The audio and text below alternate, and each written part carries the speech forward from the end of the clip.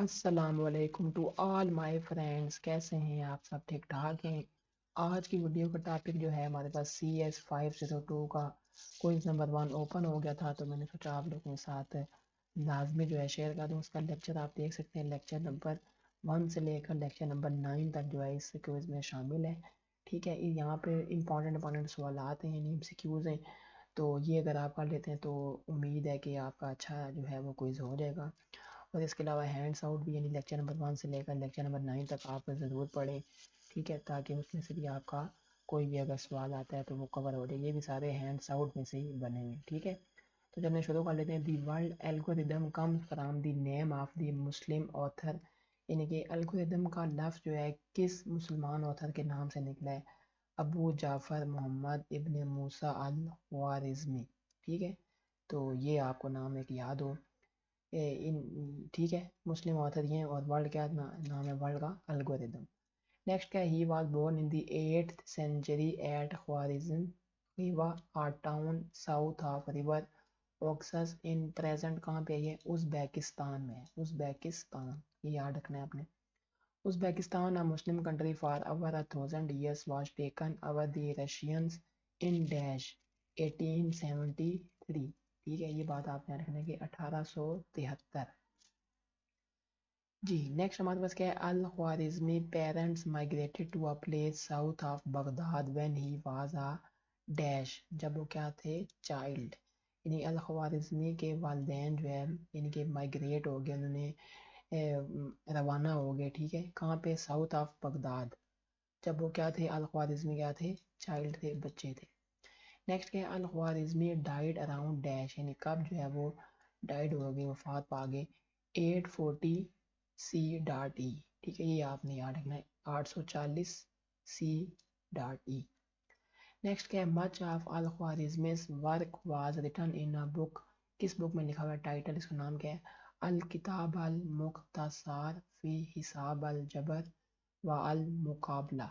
ठीक है, ये जो है इस किताब है, इसमें जो है वो लिखा हुआ है अल ख्वारिज़मी का वर्क, यानी कि काम। नेक्स्ट क्या है कि Al Khwarizmi is regarded as the most outstanding dash of his time mathematician. ठीक है, यानी कि मैथमेटिशियन थे उस टाइम के, मोस्ट आउटस्टैंडिंग मैथमेटिशियन उस टाइम के। कौन? अल ख्वारिज़मी। तो ये आपको याद हो। ठीक है, वहाँ पे आ सकता है कि मैथमेटिशियन थे, स्टैटिस्टिशियन थे, ऐसे तरह के दो तीन और भी आ सकते हैं, तो मैथमेटिशियन में आपने याद रखने बात। नेक्स्ट है and dash is any well defined computational procedure that take some value or set of values as input and produces some value or set of values as output. यानी कुछ वैल्यू या उनका वैल्यूज का set हम लेते हैं input के तौर पे और प्रोड्यूस करते हैं कुछ वैल्यू या सेट ऑफ वैल्यूज आउटपुट के तौर पे, तो उसमें कहते हैं एल्गोरिदम। ठीक है, एल्गोरिदम। नेक्स्ट क्या है कि 80% of execution time takes place in dash of the code.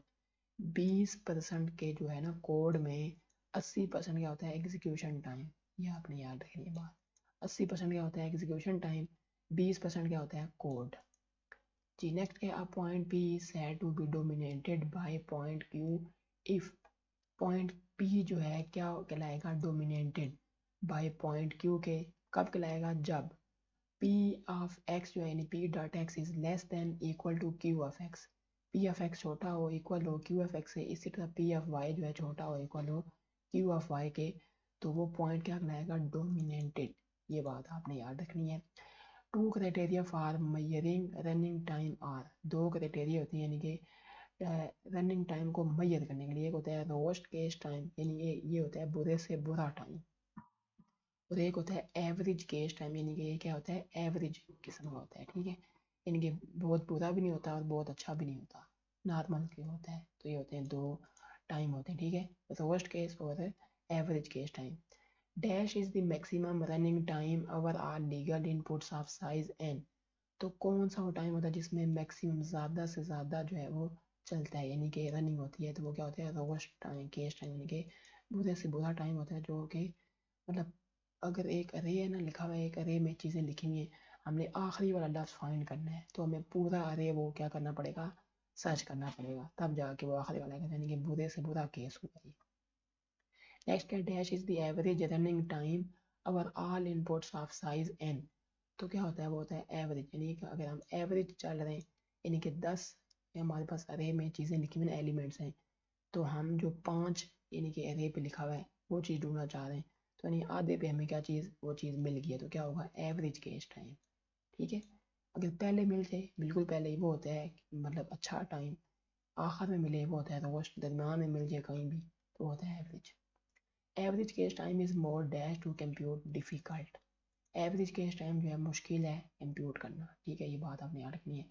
We will sweep a vertical line across the plane from dash left to right, left से राइट। जी, नेक्स्ट क्या है, this approach of solving geometric problem by sweeping a line across the plane is called, इसको कहते हैं plane sweep, plane sweep. Next क्या है कि फॉर, अगर यहाँ पे एन हमारे पास कितना है, ये सारा लिखा हुआ है 1 0 0 0, ये सा अगर एन ये है, तो प्लेन स्वीप टेक लेते हैं 1 सेकंड। ठीक है, प्लेन स्वीप ले रहा है 1 सेकंड, तो ब्रूट फोर्स कितना लेगा इसको, इस चीज़ को चलने के लिए 14 घंटे लेगा। यानी कि एन ये है, अगर प्लेन स्वीप ले रहा है 1 सेकंड, तो ब्रूट फोर्स कितना लेगा, 14 घंटे लेगा। यानी कि ब्रूट फोर्स क्या है, बहुत ज़्यादा टाइम लेता है, और प्लेन स्वीप कम टाइम लेता है। ये बात यहाँ से आपने याद रखनी है, और ये वाला सवाल भी वहाँ पे आ सकता है। The O notation is use to state only the dash asymptotic upper bounds. ठीक है, ओ नोटेशन अपर बाउंड, और ये the omega notation allows us to state only the dash asymptotic lower bounds. ठीक है, अपर बाउंड वाला क्या है, ये ओ वाला है, और ये लोअर बाउंड वाला ये ओमेगा। जी नेक्स्ट चलते हैं अपने हम। जी नेक्स्ट हमारे पास ये एक बहुत इंपॉर्टेंट सवाल है, ये आपने लाजमी याद रखना है। अगर याद नहीं भी है आपको तो हैंड्स आउट, जब आप क्विज ओपन, क्विज सॉल्व कर रहे होंगे तो साथ ही आपने ओपन कर लेना है, क्योंकि ये बहुत इंपॉर्टेंट है। अर्थमेटिक सीरीज वहाँ से पूछ सकते हैं, अर्थमेटिक सीरीज कौन सी है, तो ये समीशन I1 से जा रहा है N तक। आई में क्या है, 1 + 2 + 3, यानी कि एक एक बढ़ता जा रहा है, 2 3 4 5 करते करते N तक पहुँच रहा है। ठीक है, तो इसको अगर आगे हम लेके चलेंगे, ये फार्मूला हो जाएगा n+1/2। ठीक है, इस चीज़ को हम ऐसा भी लिख सकते हैं, और इस चीज़ को ऐसा भी लिख सकते हैं। ये हमने डाला O, और यहाँ पे n का स्क्वायर, तो ये क्या होता है, अर्थमेटिक सीरीज है। इसी तरह क्वाड्रेटिक सीरीज क्या है, आई जा रहा है 1 से लेकर n तक, और यहाँ पे आई का स्क्वायर बन रहा है, यानी कि 1 का स्क्वायर 1 होता है, 2 का स्क्वायर 4 है, 3 का स्क्वायर 9, यानी कि स्क्वायर स्क्वायर सारे हो रहे हैं, और आखिर में n स्क्वायर बन रहा है। तो फिर क्या फार्मूला बनेगा, 2n³ + 3n² + n/6, और आखिर में क्या आ जाएगा, n का क्यूब। यानी इसमें से सबसे बड़ी वैल्यू कौन सी, n का क्यूब है ना, तो ये n का क्यूब। यहाँ भी ये n को n से मल्टीप्लाई करेंगे तो n² बनेगा, तो ये n का स्क्वायर। ठीक है, और यहाँ पे क्या n क्यूब। ठीक है, नेक्स्ट क्या, ज्योमेट्रिक सीरीज आ जाती है, आई जा रहा है 1 से लेकर n तक, और x की पावर में i है, आई ये नीचे है 1 से लेकर जो n तक जा रहा है, यानी x की पावर में क्या है, i है, तो 1 + x की पावर जब 1 होगा तो x, आई जब 2 होगा तो x की पावर 2, 3 होगा तो x की पावर 3, तो इसका फार्मूला ये बनेगा xn+1 - 1/x-1 इक्वल टू, इसमें क्या बड़ा है, n का स्क्वायर। ठीक है, तो ये हमारे पास यहाँ ये क्या चीज़ है, ज्योमेट्रिक सीरीज। तो ये सीरीज आपको आती है, मैथमेटिक सीरीज क्या है, क्वाड्रेटिक है, ज्योमेट्रिक है। If 0 is less than x is less than 1, then this is 0 1. If x is greater than 1, then this is x की पावर n।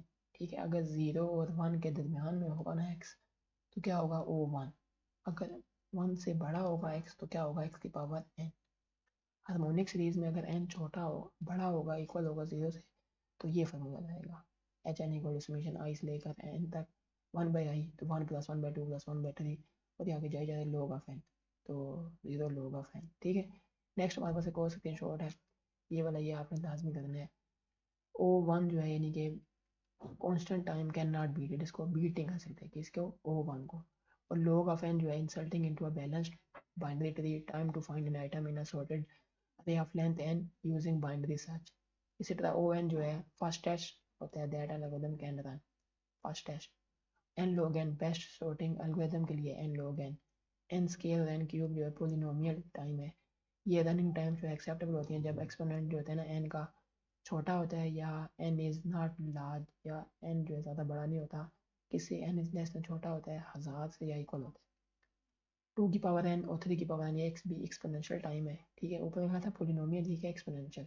एक्सेप्टेबल तब होता है जब n क्या हो, स्मॉल हो, यानी कि n is less than equal to 50, 50 से छोटा होता। n फैक्टोरियल n की पावर n एक्सेप्टेबल तब होता है जब रियली स्मॉल n, छोटा n हो, n is less than equal to 20। तो ये हमारे पास जो है कुछ सवाल थे। उम्मीद है कि आपको क्विज़ अच्छा लगा होगा। नेक्स्ट वीडियो में मिलेंगे आपके साथ। अगर वीडियो पे आप न्यू हैं तो लाजमी चैनल को सब्सक्राइब करें, वीडियो को लाजमी लाइक करें, अगर लाजमी कमेंट भी करें तो बहुत अच्छी बात है। नेक्स्ट वीडियो में मिलेंगे हम आपके साथ। अस्सलाम वालेकुम रहमतुल्लाहि व बरकातहू।